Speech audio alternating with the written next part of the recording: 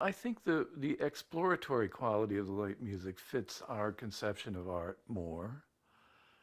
When Beethoven was coming up, it was all about being proper and correct and not too bizarre, and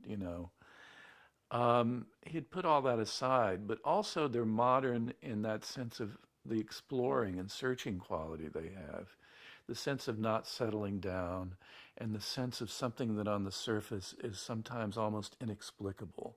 And we like that. His time didn't like that, but we do.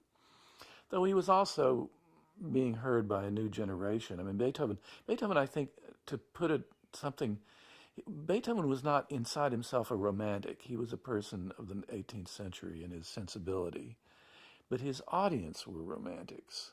And exactly, and for his early critics, bizarre was a term of condemnation. For romantics, bizarre was a term of approval.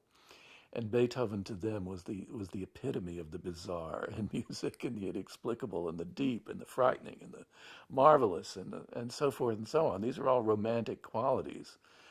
And I think that those tendencies of the romantics probably influenced him some in the late music.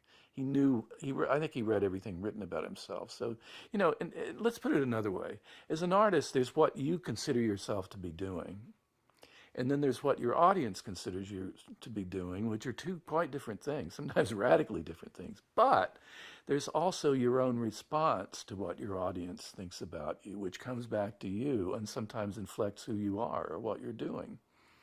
And I think, despite Beethoven's posture of not giving a damn about what anybody or anything said, I think probably the response to his music did influence him and had a part in the creation of the late style, which was more in the direction of romantic music, and I think had an enormous impact on romantic composers afterwards, like Robert Schumann and Berlioz and so forth.